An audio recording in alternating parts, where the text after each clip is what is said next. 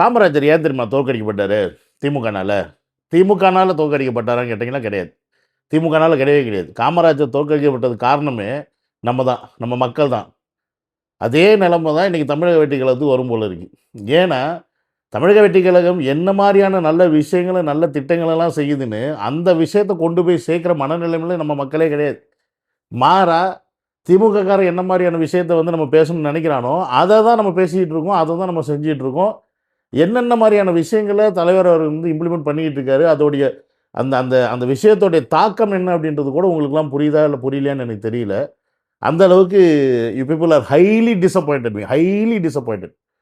இப்படி இருந்தா சத்தியமா அவருடைய நல்ல விஷயங்கள் போய் சேரவே சேராது.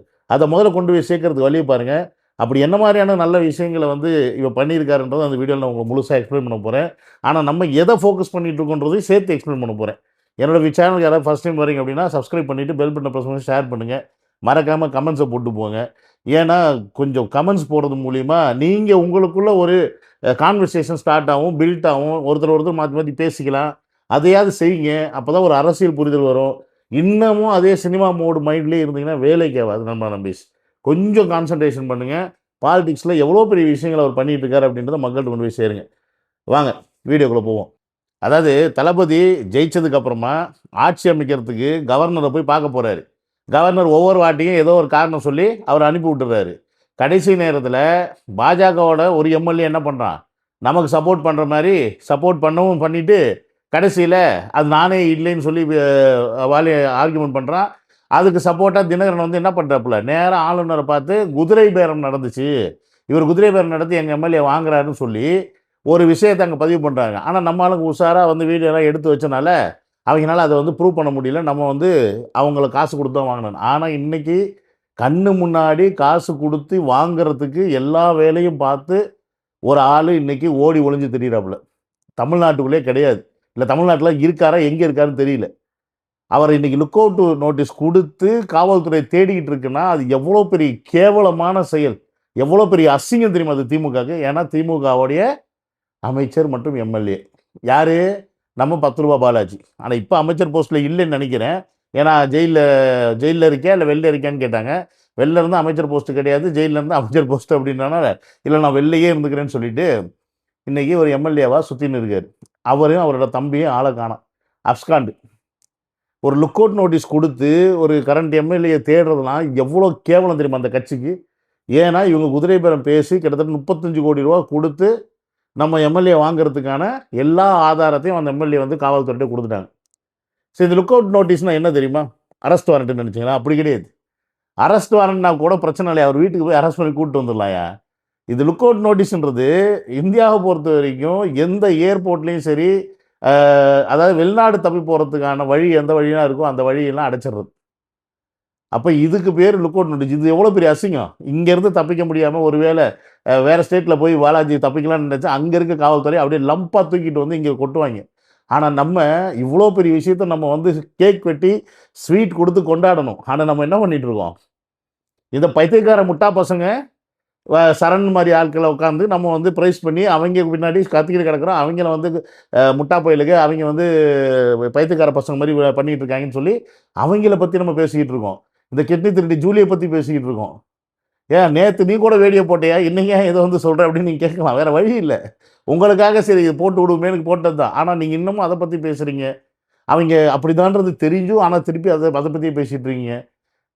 எவ்வளோ பெரிய கேவலமான ஒரு விஷயம் தெரியுமா அது லுக் அவுட் நோட்டீஸ்ன்றது.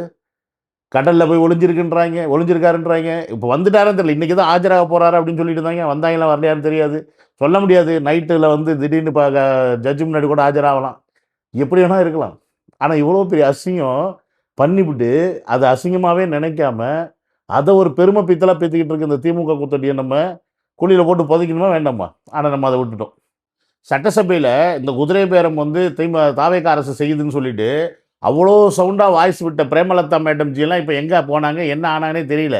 ஏன்னா சாட்சியோடு நம்ம ஆள் வந்து கம்ப்ளைண்ட் கொடுத்துட்டு உட்காந்துருக்காங்க. செந்தில் பாலாஜியை தேடுறது யாருக்காகன்னு பார்த்தீங்கன்னா, டிவிகேவோட எம்எல்ஏ இளையராஜா அப்படின்றவருக்காக பேசுனதில் அவருக்கு 35 கோடி ரூபா பேரம் பேசுனது தான் லுக் அவுட் நோட்டீஸ் தேடிட்டு இருக்கு. ஆனால் இப்போ இன்னொரு எம்எல்ஏ வந்து என்ன சொல்கிறாரு, அவர் வந்து அப்படியே ப்ரூஃபே விட்டுட்டாரு, அவர் வாய்ஸே விட்டுட்டார், அவங்க பேசின வாய்ஸு. அது என்னன்னு கேளுங்க. நம்ம நட்பு ரீதியா பேசிக்கிடுவோம். Right brother. என்ன சாரி. Okay right. என்ன இங்க பாருங்க, என்ன அடுத்து யாருனாலும் நான் இப்ப வந்து நேரடியான ஆளு, சரியா? நீங்க என்ன ரைட். மதிக்கிறதுனால உங்களுக்கான அந்த மரியாதையை நான் நார்மலா காமனா, ஏன்னா அதை மதிக்கணுமா கண்டிப்பா இல்லையா? கண்டிப்பா பிரதர். ஆமா ஆமா அதுக்காக ஆமா. என்ன, எனக்கு 100 50 100 இல்லைண்ணா, நீங்க 500 கோடி வந்தா கூட எனக்கு இந்த மாதிரி விஷயங்கள்ல பிடிக்காது. நீங்க கொஞ்சம் தம்பியை விசாரிச்சீங்க, என்ன யாரோ சரி, இல்ல பிரதர். தப்பு. அது அதாவது வேற ஏதாவது நான் அந்த மாதிரி வரல. ஏதாவது நம்மகிட்ட இருந்து ஃப்ரீயானா வேற உங்களுக்கு வேற ஏதாவது செல்ஃபி மாதிரி வேற ஏதாவது நம்ம சேர்ந்து செய்யலாமா அப்படின்ற மாதிரி கேட்டேன். வேற ஒண்ணும் இல்லை. இவர் ஸ்ரீ வைகுண்டம் தொகுதி சரவணன் அப்படின்றவர். இவர் எவ்வளோ ஃபீல் பண்ணுறாரு பாருங்க. என்கிட்ட ஏன் எல்லாரும் வந்து பேசுறீங்க, என்னை பார்த்தா அவ்வளோ வீக்காக தெரியுதா அப்படின்னு சொல்லிட்டு உண்மையாலுமே அவர் அதாவது நன்றியோட இருந்து பேசினாலும் சரி, இல்லை ஐயோ இந்த விஷயம் தலைமைக்கு தெரிஞ்சால் நம்ம பதவி போயிருமே அப்படின்னு நினச்சி பேசினாலும் சரி, இல்லை நம்மளை நம்பி இவ்வளோ மக்கள் ஓட்டு போட்டிருக்காங்களே இவங்களை நம்ம ஏமாத்திடக்கூடாதுன்னு அந்த ஒரு நன்மையில் பேசினாலும் சரி. பட் இப்படி ஒரு சம்பவத்தை செய்யக்கூடிய இந்த திமுகவை நம்ம எப்படி வச்சு செய்யணும். ஆனால் நம்ம என்ன பண்ணிட்டு இருக்கோம், அவங்கள வச்சு செய்யாமல் அவங்க நம்மளை வச்சு செய்கிற வீடியோவை பார்த்து நம்ம பேசிக்கிட்டு இருக்கோம். நம்ம அதுக்கு பதில் கொடுத்துட்டு உட்காந்துருக்கோம். நம்மலாம் இப்படி இருந்தோம்னா அப்புறம் எப்படி தாவக்காவோட நன்மைகள் வெளியில் போய் சேரும்? சேராது. ஏன்னா எவ்வளோ பெரிய மாஸ்டர் பிளான் எல்லாம் பண்ணிட்டு இருக்காரு தெரியுமா? ஒரு சைடு உலக தமிழர்களை ஒன்றிணைக்கிறதுக்கு ஒரு வேலையை பண்ணிட்டு இருக்கார் தளபதி. இன்னொரு சைடு தண்ணி பிரச்சனை, தண்ணியை வச்சு தாண்டா நீங்கள் கர்நாடகாக்காரன் முல்லை பெரியார்லாம் நீங்கள் ஆட்டம் காட்டுறீங்க, அதுக்கு நான் ஒரு வழி பண்ணுறேன்னான்னு சொல்லிட்டு அதுக்கான ஒரு வேலையை இன்னைக்கு அவரே இறங்கி செய்ய ஆரம்பிச்சிருக்காரு. இதை பற்றிலாம் நம்ம பேசணுமா? பேச மாட்டோம். ஆனால் நான் பேசுவேன். முடிஞ்சா கேளுங்க உட்காந்து. 2 நாளைக்கு முன்னாடியே 3 நாளைக்கு முன்னாடியே வீடியோவில் போட்டேன். வர்ற ஆறுல எல்லாம் பார்த்தீங்கன்னா வந்து கெமிக்கல் கலந்து நுர நுரையாக வருது அப்படின்னு. ஏன்னா நமக்கு நம்மளுடைய இயற்கை மேலே அக்கறையே கிடையாது. நம்ம தண்ணி தானே, நம்ம மழை தானே, நம்ம மண்ணு தானே, அதை நம்ம ஸ்பாயில் பண்ணிட்டா நம்ம தானே அவஸ்தைப்பட போகிறோம் அப்படின்னு அக்கறை கிடையாது. ஏன் தெரியுமா? நான் இங்கே கெமிக்கல் போட்டால் அது அங்கே போயிட போகுது, அந்த வீட்டில் இருக்கிற நாசமாக போனால் எனக்கு என்ன, நான் நல்லா இருக்கேனா அப்படின்னு இன்னைக்கு இருக்கிற சுச்சுவேஷன் அவங்க பேஸ் பண்ணி நாடை நாசம் பண்ணிட்டு இருந்திருக்காங்க. இது திராவிட கட்சிகள் கண்டும் காணாமல் அவங்ககிட்ட காசை வாங்கிக்கிட்டு எக்கேடே கெட்டு போய் இந்த மக்கள் நாசமாக போனால் நமக்கு என்ன? நீ அடிமட்டத்தில் இருக்க, நீ உசுரோட இருந்தா என்ன, உசுரோட இல்லைன்னா என்ன? 5 வருஷத்துக்கு ஒரு வாட்டி தான் எனக்கு தேவைப்படுவோம். எதுக்கு? ஓட்டு போட. அப்போ எவ்வளோ பேர் இருக்கீங்களோ அவ்வளோ பேர் ஓட்டு போட்டு போதுண்டா, மீதெல்லாம் செத்து போங்கடா அப்படின்ற மனநிலைமையில தான் நம்மளை வச்சுருந்தாங்க. ஆனால் இதெல்லாம் இல்லாமல் ஒரு மேலை நாடுகள், அதாவது ஒரு America, Australia, Dubai, Singapore, Malaysia, இந்த நாடுகள்லாம் எப்படி இருக்குமோ அந்த மாதிரி ஒரு செயல் திட்டங்களை தமிழ்நாட்டிலையும் இனி கொண்டு வரணும். தமிழ்நாடு அந்த லெவலுக்கு கொண்டு போகணுன்ற ஒரு எண்ணத்தில் தளபதி அவர்கள் இனி இறங்கி வேலை செஞ்சுட்டு இருக்காரு. இன்றைக்கி வாட்டர் ட்ரீட்மெண்ட் பிளான்ட்டுக்கு போய் ஏன் பார்க்குறாரு? அந்த வாட்டர் ட்ரீட்மெண்ட் பிளான்ட்டில் இது வரைக்கும் எவ்வளோ ப்ரொடக்ஷன் நடக்குது, இதனால் எத்தனை நகராட்சி எத்தனை மாநகராட்சி மக்கள் பயன்பெறுறாங்க, எல்லாத்துக்கும் சரியான அளவில் தண்ணி கிடைக்குதா கிடைக்கலையா? ஏன்னா இன்னமும் சில ஏரியாக்களில் ஒரு நாள் விட்டு ஒரு நாள் தண்ணி வருது, 2 நாளைக்கு ஒரு வாட்டி தண்ணி வருது. அதுவும் வெயில் காலத்தில் பார்த்தீங்கன்னா வண்டி லாரி லாரியாக தண்ணி எடுத்துகிட்டு போவாங்க, பத்தாது. ஸோ எங்கே 2026 இருக்கிறோம், ஆனால் இன்றைக்கும் இந்த தண்ணி பிரச்சனை இருக்குது. ஏன்னா நமக்கு தேவையான அளவு தண்ணியை நம்ம தேக்கி வச்சுக்கிறதுக்கான வசதி வாய்ப்புகள் கிடையாது. இதுதான் இங்கே பிரச்சனை. இருக்கிற நீர்நிலைகளை ஆல்ரெடி ஆக்கிரமித்து வீடை கட்டியாச்சு. மீதி இருக்கிற நீர்நிலைகளுடைய தண்ணியெல்லாம் நேராக போய் கடலில் கலக்கிற மாதிரி வழியை விட்டாச்சு. கொஞ்சம் நஞ்சம் இருக்கிற தண்ணியை சேமித்து நம்ம பாதுகாக்கலான்னா அது பத்தாது. ஏன்னா தமிழ்நாட்டில் மெட்ராஸுக்குன்னு இருக்கிறதே 3 தான். செம்பரம்பாக்கம், புழல், அப்புறம் வந்து இன்னொன்று ஏரி. இந்த 3 ஏரி தான் வந்து தமிழ்நாடு சென்னை சைடில் இருக்க மக்களுக்கு தண்ணி கொடுக்குது. இந்த தண்ணியும் வற்றி போச்சுன்னா என்ன பண்ணுறது அப்படின்ற நிலைமை தான் இங்கே. கர்நாடகாக்காரன் தண்ணி தர மாட்டேங்கிறான். அப்போ இங்கே கடல் நீரை சுத்தகரித்து நமக்கு தர்றாங்க. அப்போ இந்த கடல் நீரை சுத்தகரித்து தர்றதில் இன்னொரு பிளான்ட் இம்ப்ளிமெண்டேஷன் பண்ணி கிட்டத்தட்ட அதுக்கு ஒரு 4500 கோடி ரூபா தனியாக ஒதுக்கி அது ஒரு பிளான்ட்டை வந்து ஸ்டார்ட் பண்ணுறதுன்னு ஒன்று. அது மட்டும் இல்லாமல் இந்த வாட்ரு ப்ராஜெக்ட்டுக்கு மட்டும் 2026 2031 இதை திட்டத்தை செயல்படுத்துறதுக்கு 1.5 லட்சம் கோடி ஒதுக்கியிருக்காங்க. எவ்வளோ? 1.5 லட்சம் கோடி. இது தமிழ்நாடு அரசு தான் கொடுக்க போதா அப்படின்னு கேட்டிங்கன்னா இது சாத்தியமானு கேட்டிங்கன்னா சாத்தியம். ஏன்னு கேட்டிங்கன்னா இது தமிழ்நாடு அரசு மட்டும் கொடுக்கல, இதில் மத்திய அரசு வந்து இந்த நிதி கொடுக்கறதுக்கு ஒப்புதல் கொடுத்துருக்கு. பல இன்வெஸ்டர்ஸ் உள்ளே வரதுக்கு ரெடியாக இருக்கிறாங்க. இதில் என்ன மாதிரியான திட்டங்கள்லாம் பண்ணுறாங்க? இருக்கிற முக்கியமான 3 ஆறுகள், இந்த கூவமாறு, அதுக்கப்புறமா வந்து பாலாறா, அது ஒன்று, இன்னொன்று அடையாறு. ஸோ இந்த 3 ஆறையும் சுத்திகரிக்கப்படுத்து அந்த நீர்நிலைகளை குடிநீராக பயன்படுத்தக்கூடிய அளவுக்கு நீர்நிலைகளாக மாற்ற ஒரு திட்டத்தை கொண்டு வர்றாங்க. அதே மாதிரி இந்த சீவேஜ் வாட்டரும் நல்ல தண்ணியும் கிளக்காமல் இருக்கிறதுக்கு அதற்கான வழித்தடங்களை ரெடி பண்ணுறதுக்கான திட்டங்களும் இடப்படுது. இதில் இப்படி ஒவ்வொரு விஷயத்தையும் வெளிநாடுகளில் எப்படி வந்து மெயின்டைன் பண்ணுறாங்களோ, எப்படி மேனேஜ் பண்ணுறாங்களோ, அதே ஒரு திட்டத்தை, அதே ஒரு சிஸ்டத்தை இம்ப்ளிமெண்ட் பண்ணுறதுக்கு தலைவர் வந்து மெனக்கெட்டு உட்காந்துருக்காரு. நம்ம அதை பற்றிலாம் பார்க்க மாட்டோம், இதை பற்றிலாம் கண்டுக்க மாட்டோம். ம் விசில் அடிச்சுட்டு என்ன பண்ணுவான், திமுக காரனை போயிட்டு கொதறிட்டு இருப்போம். நியாயமா மக்களா? நியாயமா? சரி, 3வது உலகத்தமிழ் மாநாடு அப்படின்ற ஒரு விஷயத்தை நேற்று நியூஸ் வந்து அனௌன்ஸ் பண்ணுது. இதற்காக அமைச்சர் ராஜ்மோகன் அவர்கள் வந்து அமெரிக்கா போயிருக்காரு அப்படின்ற நியூஸும் அனௌன்ஸ் பண்ணுறது. உடனே இப்போ உலகத்தமிழ் மாநாடு எப்போ நடந்துச்சு அப்படின்ற மாதிரி உடனே பேச ஆரம்பிச்சு 2010 கலைஞர் இருந்த காலகட்டத்தில் ஆரம்பிச்சு நடந்துச்சு அப்படின்னாங்க. அது உலக தமிழ் மாநாடு கிடையாது, உலகத்தமிழ் மக்கள் மாநாடு கிடையாது. அது தமிழ் மொழியை செம்மொழியாக ஆக்கினதுக்கான ஒரு மாநாடு. நம்ம உலகத்திலே பழைய மொழி தமிழ் மொழி அப்படின்றத வந்து செம்மொழியாக அறிவிக்க சொல்லி பல வாட்டி ரெக்கமெண்ட் பண்ணி கடைசியில் மன்மோகன் சிங் இருந்த காலத்தில் அதை வந்து அறிவித்தாங்க. அறிவித்ததுக்கு அப்புறமா கலைஞர் இருந்த காலத்தில் அதற்கான ஒரு விழா வந்து கோயம்புத்தூர்னு நினைக்கிறேன், அந்த இடத்துல வச்சு எடுத்தாங்க. ஓகேங்களா? ஸோ அப்போ அதுவும் இதுவும் ஒன்றா கேட்டிங்கன்னா கிடையாது. ஏன் இப்போ உலக தமிழர்கள் மாநாடு நடத்தணும் அப்படின்னு சொல்லி தலைவர் அவர்கள் இவ்வளோ ஃபாஸ்ட்டாக ஏன் இதை பண்ணணும்? யோசிக்கணும். என்னது யோசிக்கணும். இதுக்குள்ளே பல விஷயங்கள் இருக்குது. இதை வந்து எப்படி நான் உங்களுக்கு சொல்லி புரிய வைக்கிறது? ஒன்று, இந்த உலகத் தமிழர்கள் எல்லாம் சேர்றனால நமக்கு என்ன நடக்கும் அப்படின்ற புரிதல் நமக்கு இருக்கணும். இன்றைக்கி உலகத் தமிழர்கள்லாம் என்ன பண்ணுறாங்க, அந்தந்த நாடுகளில் தொழில் பண்ணி அந்தந்த நாட்டுக்கு வருமானத்தை கொடுத்துட்டு இருக்காங்க. ஏன் இந்த உலகத் தமிழர்கள்லாம் தமிழ்நாட்டில் வந்து தொழில் பண்ணலை? ஏன்னா இங்கே கிம்பளம் கொடுக்கணும், இங்கே 30% கமிஷன் கொடுக்கணும், இங்கே பார்ட்டி ஃபண்டு கொடுக்கணும்.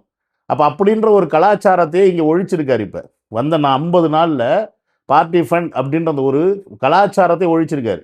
ஊழல் வாங்கக்கூடாதுன்ற விஷயத்தை ஒழிச்சிருக்காரு. அப்போ இந்த ஒழிக்கும் போது இது உண்மையாக தான் இருக்குது. அப்போ நீங்கள் இங்கே இன்வெஸ்ட்மெண்ட் பண்ண வந்தீங்கன்னா உங்களுக்கு சேஃபான ஒரு என்விரான்மெண்ட் இருக்குதுன்னு சொல்லிட்டு உலகத்தில் வாழக்கூடிய கடகோடியில் வாழக்கூடிய பணக்கார தமிழர்கள் முதலீட்டாளர்களை உள்ளே இழுத்துட்டு வர்றதுக்கான ஒரு முக்கியமான வழி.